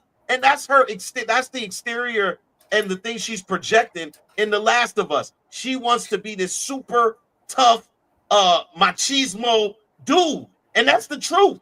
And it's the truth. Like, I don't know. Look. I disagree with her wanting to be a dude. I don't think a woman that wants to be perceived as strong necessarily wants a penis. You know what I'm saying? I think she just wants to be perceived as strong. I think she wants to be look, you could be a strong woman and want to be revered as strong and not necessarily. There's a difference between strong. There's a difference between strong and you sitting there telling a grown man, don't hold back and punch me in my face because I want to be a man. You know what I'm saying? That doesn't mean she wants to be a man. You know, you're not getting what I'm saying. You're not getting what I'm saying. I heard what you're saying. So there's a difference between her perceived strength and her telling these dudes to look at me as though I'm one of you. And that's what I'm saying. She wants everybody, but she's not one of them. And that's what I'm saying. But she's not a man. Listen. Remember with Halo, there was strong ass women that were also fucking with. Did you say Halo? Hold on, did you say Halo? I said Halo to make a point. They're a Halo team with shoot, what's the main dude's name? Master Chief. Yeah. There was a group of 4. 2 of them were men, 2 of them were women. Yeah. The women were just as strong, if not sometimes stronger. So my point because is, they all had a super soldier serum in them. They were also raised a certain way. But the point is, those women weren't etching to be men. They just wanted to be strong. I think Ellie just is a badass in her mind, and she does want to be respected. I agree with you on that. The only thing I disagree with is her wanting to change sexes. Now, you said you had something to say? I think it's not so much of her wanting to be strong. I think she's making her issues with Joel everybody else's fucking problem. And because Joel is Tommy's brother, nobody wants the smoke. Like, I feel like everyone's being light on her because they don't want Joel to come out later. Because look at how Joel treated that guy at the party.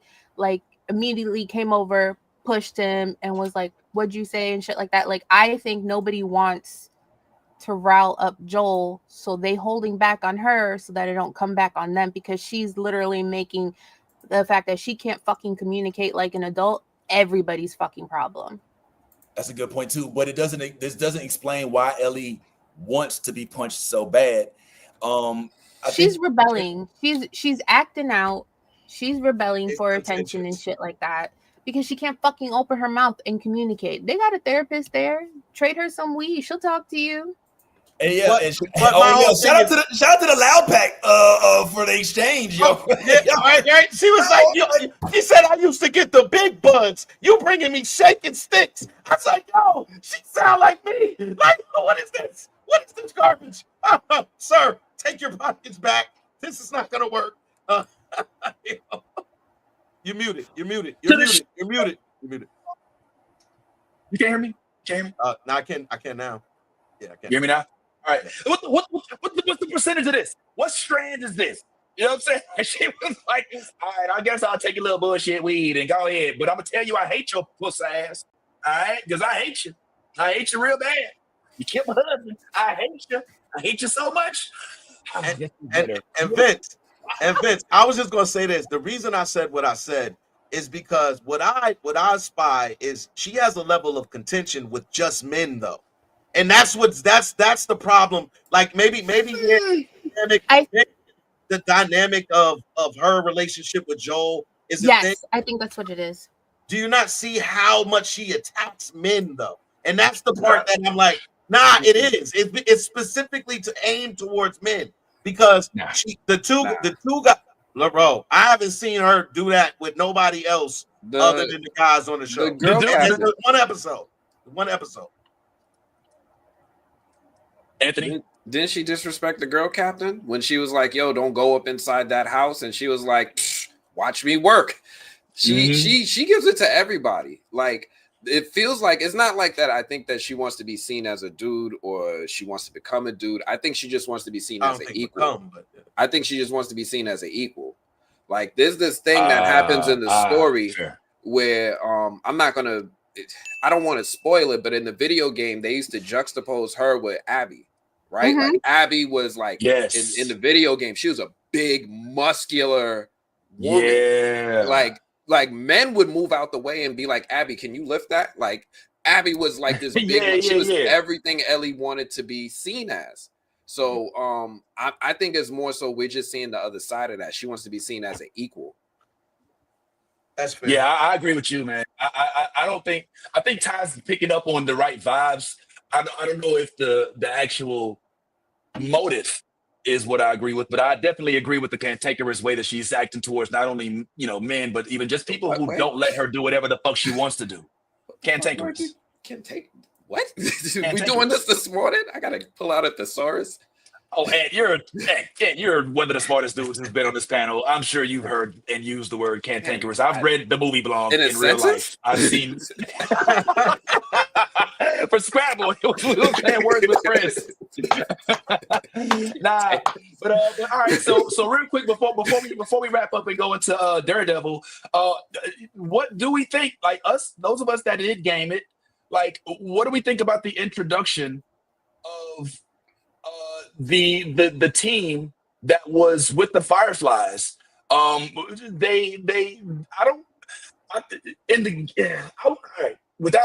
I'm trying not to spoil because I just refuse. I just think that some of the stuff that happens this season is so monumental that if I like, and I gotta also say, when I watched The Last of Us season 1, I hadn't played the game yet, and then I played it by the second time. So I don't want to, be unfair to the people who didn't spoil this first season for me when they easily could have. But I do think that the game did it a little better. There you can see the mind of the cinematographer saying, okay, we need to drag this, I don't want to say drag, but stretch it out a little bit. And they're starting to already give personalities to the ops, and in the game, I think it's fair to say this is not too much of a spoil because we've already seen it in the first episode. The way that you're seeing what's being depicted in this episode, where there's dueling plots, is the way the game is actually played. You actually play as this character for the majority of the game. You do play as Ellie and play as others and Joel and all that stuff as well.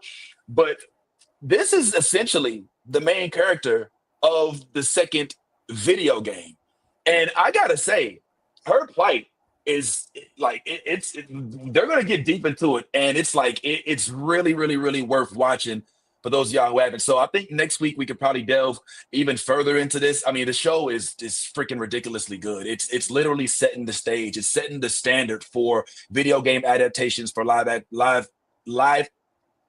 action shows. So shout out to the writers of The Last of Us for doing their thing.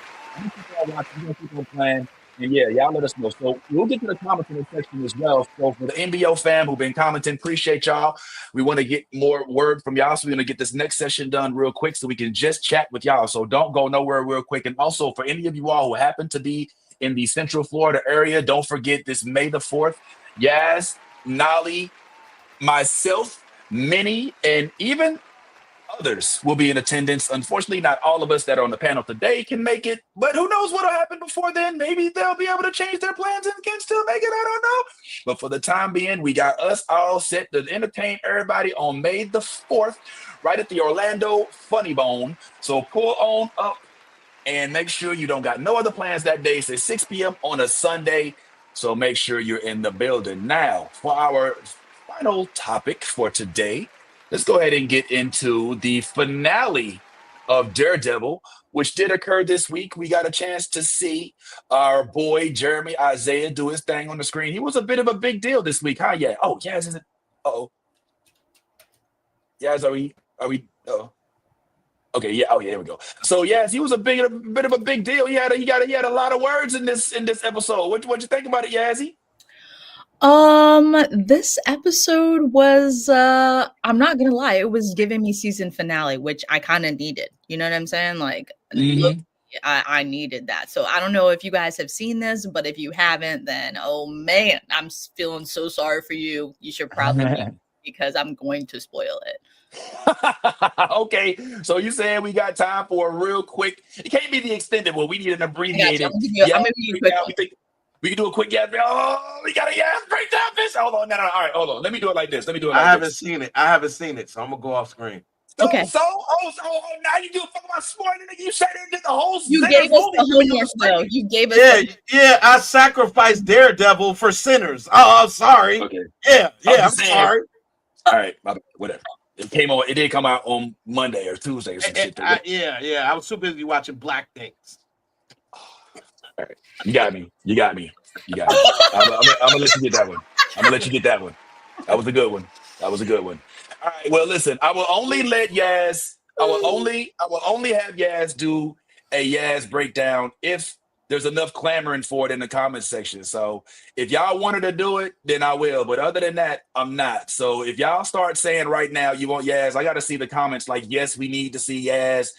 Look, yes, please. We want it, please. I'm not doing it if we don't get it. So it don't look like they really want to see it right now, Yaz. So I think we might just move on. I don't know, man. We'll just have to see what they. Oh, okay. Well, look like somebody say. Okay. Yeah. Somebody say a quickie. All right, that's cool. So I guess only for more. Oh, likes. Oh, yeah, we'll take likes too. Yeah, you got to hit the like button on there for the YouTube folks. All right, yeah, that's Yaz. You think she look like Monica? Just one of those days. I want to see some Yaz. All right. The people have spoken. I guess we got to give them what they want, which is some Yaz. So this is about the Daredevil finale. So, Yaz, would you break it down?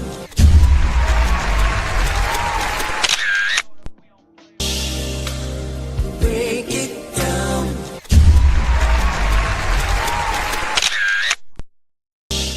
All right. I was gonna do it twice. No, that was your sexy music. I love it, Vince.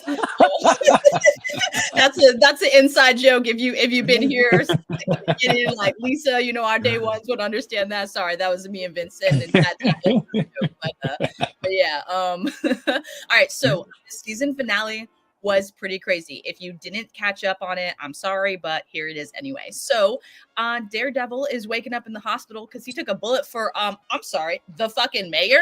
What? Who shot that goddamn bullet? None other than the one and only Bullseye. I'm sorry, but the dude took his tooth out and fucking killed a guard to escape prison. Gangsta shit. That's all I'm saying. Like, that's how you try to take down a mayor, bro. So that's all I'm saying about that. But amidst this whole craziness, Daredevil's starting to pick up pieces of like Foggy's death, which I'm sorry, Mayor Fisk is always in the middle of everything. And in this case, he is definitely the pinnacle reason why he was murdered by Bullseye. But was it Fisk or was it Vanessa? The plot thickens. Obviously, we knew it was Vanessa's trifling ass as she was taking over for her man, trying to, run the town. But as he's trying to come out of consciousness, Daredevil Matt's trying to come out of consciousness on his hospital bed. His girlfriend's like, Matt, you need to chill the fuck out. And like, you just got shot, and his business partner's like, Matt, chill. He's like, nah, I need to remember that night before he died. Well, Matt ends up, escaping the hospital and putting on the suit, and he's gonna go vigilante it the fuck up with his and Daredevil is back, and he's swinging, baby. But don't worry, we got a shot arm for saving the fucking mayor. Just saying. So is this safe? I don't know. Well, this motherfucker goes home, and guess who's waiting for him at home? None other than Mr. Castle. And I'm sorry, but does he look freshly shaved and beautiful again? Because that, like, homeless look was, it was a whole nother look. Like, he took that No Shave November to a like different level. Let's just say that. But as vigilantes do, knock, knock, knock. The police are at the door. Who's ready for a fucking showdown? And when I mean a showdown, I mean, I'm sorry, but we ain't only detaining people. We fucking murdering them in the kitchen with a fucking knife. Yo, Frank Castle, I'm saying, Daredevil, thank you for giving us all the things that we love and we need in our lives, because oh my God, he was like, stop killing him. He was like, bitch, I'm gonna do what I'm gonna do. And if we know who is who, Daredevil was like, stop murdering the police, please. And Frank Castle was like, no couch, I'm gonna fucking murder them. Deal with it. And guess what? He was murdering them. It's crazy. Well, out of nowhere, these motherfuckers just keep throwing grenades. You know what I'm saying? Because we can't just actually kill them, so we might as well try to blow them motherfuckers up. Well, they escape and on to the next thing. But they end up catching Castle and detaining him. And guess what? I'm sorry, Officer Powell. Oh man, I hope he gets his. I wasn't sure because there were so many masked people, you know what I'm saying, in the season finale. But I hope he got his because he gave he instructed Frank to get a fucking ass beating, all right, because he wouldn't join their police task force and they're hams and we worship you. Frank's like, haha, you pussies, why you worship me? That I love Frank Castle. But while all this is going down, Mayor Fisk catches the police commissioner trying to go and warn all of this, the chief of justice and try to get his ass, taken down because he's kingpin still. Well, that shit did not work out very well because guess what? His fucking head and his mouth got all crushed. It was disgusting. One of the cops was like, don't throw up. And then he was like, I will protect the city. Yeah, Mr. Mayor was scary as fuck. Okay, that murder, chef's kiss. That's all I'm gonna say about it. Dude's mouth was like on the floor, bro. Like it was, he looked like alien and like, oh God, it was nuts. His face was, oh my God. That said, as now we got the police on our side to understand who the real nigga is, because that's Kingpin. Okay, we're now going to be taking over the ports and running our empire into millions to billions. And guess what? Daredevil's like, bitch, I am not having this shit. I don't give a fuck if I took a bullet for you. I figured out you motherfuckers killed my friend over some bullshit as to like jurisdictions and actual legal shit. Guess who's a motherfucking lawyer, bitch? Got you red-handed, bitch. You and your wife gonna go to jail. Yo. Mark my words. I don't give a fuck if I'm her or not. Karen got all the evidence. They don't even know. I'm sorry, but like, can we just talk about how Karen just like pulled up? Right. Like she was like, yeah, ladies walking her cats on the side of the fucking road. You know what I'm talking about? Like just like in a stroller, like she's just like, walking her cat. Oh, hi guys. Like, bitch, where the fuck you been? The fuck you still pop up? Like the what? I'm just gonna take a breath for a second because not only did we find out the most pinnacle information about who murdered White Tiger, none other than our. All right, I had to take a moment real quick because this nigga turned into a bad guy real quick. Officer Cole, why would you do this to me? Jeremy Isaiah Earl, I thought Jesus was thrusted upon you, and now I know the devil has taken your soul. He is the man behind the Punisher bullets. Oh my gosh. That was that was Yeah. That was beautiful. I'm not gonna lie. I was not ever going to like think that was going to be the actual plot twist, but it was great. And remember how I said in our interview with him that like, you know, I was so happy he didn't get his ass beat by Daredevil. He got his ass beat by Daredevil and Punisher. What the fuck? Tied in the fucking door. Frank's over here like, let me gut him. Daredevil's like, don't do it. Then all of a sudden you hear another grenade. I'm sorry, who the fuck decided we even use grenades now? We don't use like guns. We don't use fists or feet. We use fucking grenades. We can't kill them. Fuck the vigilantes. I can't with the police right now. And guess what? Did he die? Did he not die? Is Officer Cole still alive? Did he get away? I guess we will tune in for season 2. Ooh-wee. Yo, Yazzie always comes through with. Oh, yeah, Ty's not in on this one. Yeah, Yazzie always comes through with the fresh breakdown. Thank you once again, Yaz. We always love it whenever you get a chance to break it down. So this was a really dope episode, though. I ain't gonna lie. Like, everything you said rang true. The one thing that I think I was a little shocked about, Ty, I don't know if you still want to be here or not.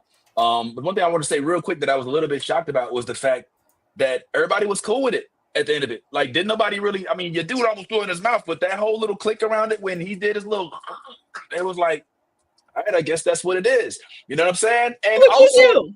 Would you say something? Would you say something after you just saw this motherfucker just fucking squeeze his fucking head and just, no? Okay, yeah. Well, I don't know. Well, I guess I'm saying, like, remember every time that he moved weird in the office, or at least old girl would be like, she'd have this weird look like, you know what I'm saying? But in this, everybody was like, hey, it is what it is.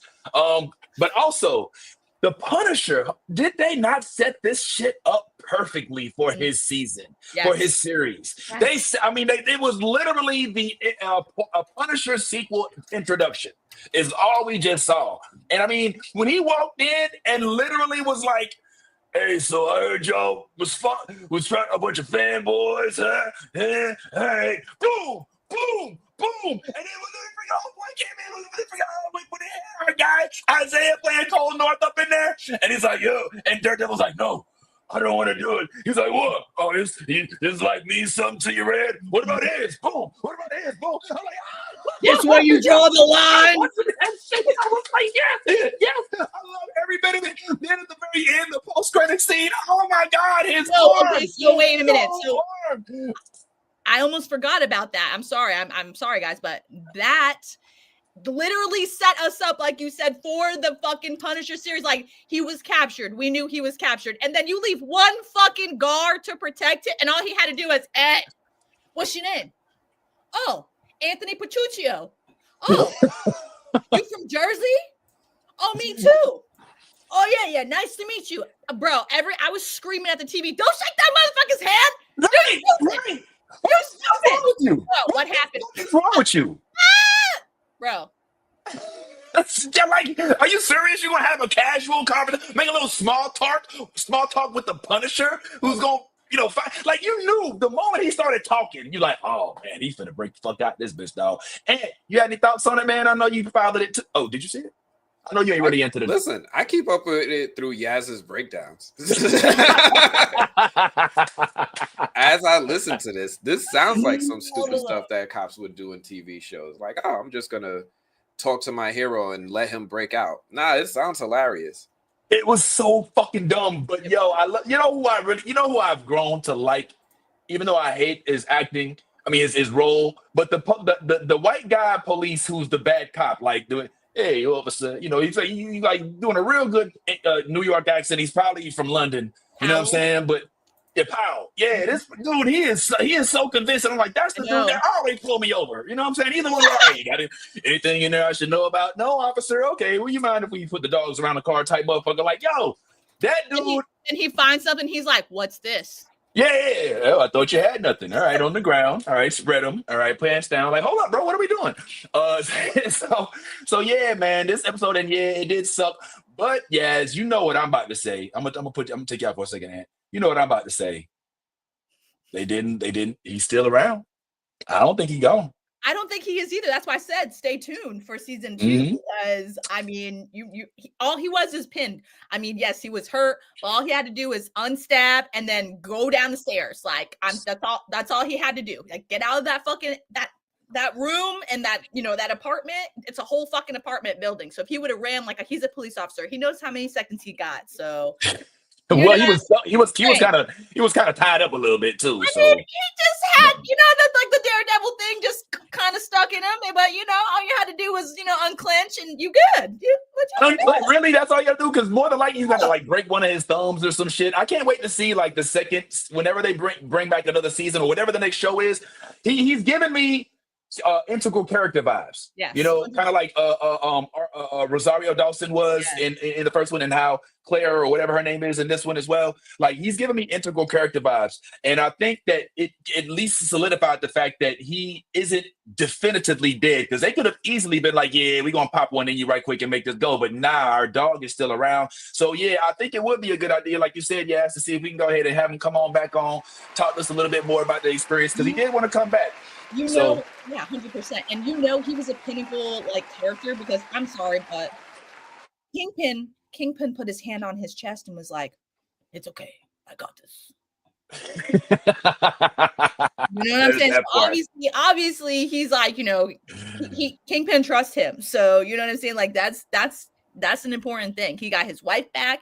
He got his main henchman, and he got that British dude. You know what I'm saying? That trying to, Do you think that there's a chance he might become Smythe? Because I don't think that. Yes. Oh my god. He got that sneaky ass vibe, dog. Like if he's not him, I will seriously be like, what the fuck? You know what I'm saying? Because how else could you do this? It just doesn't make any sense. You know what I'm saying? Like with the the assassin shot in the fucking dining room. Like can we talk about this? Oh my god. I didn't even see him till the nigga died. Like, and then he just comes out of the fucking curtains. What the fuck? He's a goddamn vampire. I'm just saying. He's moving in the shadows, and no, fuck that. No.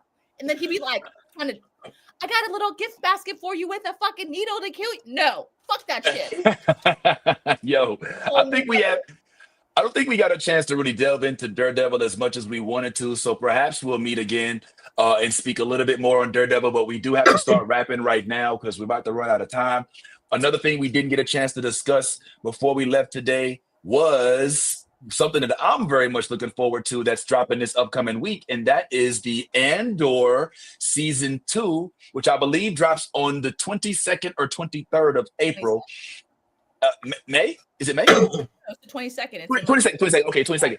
So yeah, we're definitely going to be talking about this one, especially with all of the different Star Wars announcements. I don't know if y'all heard, but there's a Maul series coming out. They got old boy from the Shadow, the Shadow game, the video game from Sega, that's going to be playing an actual live action version of stuff, if I'm not mistaken. And there's a lot of stuff that's on the woodworks. Ahsoka's got a season 2. They recast Balon. There's a whole different thing. And I mean, we had our feelings about Ahsoka. We did indeed. But it's very, very few people other than Anthony who have said bad things about Andor. Andor is coming. It's an acquired taste for those who aren't really into Star Wars, but those who are, go ahead and take a good bite. All right, guys, we're going to go ahead and start wrapping up. Did anybody have anything that they wanted to get off their chest before we get on up out of here? Yo, just shout out to the comment section, man. Y'all are always awesome. Continue to support. Hit that like, share, subscribe button on your way out. Until next week. Indeed, man. Thank you, Ty, as well, always, for your positive insight and for dragging me for the first 30 minutes of this show. Appreciate that. That's going to feel good when I get on up out of here. Shout out to Ant, who's still here. Nolly had to head out, everybody, but she says, love you guys and thank you, obviously, for the support. If you are here and haven't hit like yet, what's wrong with you? Please go ahead and hit that and subscribe if you haven't yet. And make sure y'all get ready. Tune in for next week when we will be back. And I'm expecting a special guest, but we won't announce it right now to make sure that he's definitely going to pull up. So once again, everybody, from my crib to your crib, from one blurred to whoever it is that you are, let's continue to be our authentic selves, right? Because if you ain't being yourself, guess what you being? Not real, fake. And it ain't no honor in that. And in all things, as we always say, if you a geek, go ahead and let that good old geek flag fly. The new Blurred Order is one of my favorite places to visit. I hope you'll join us next time.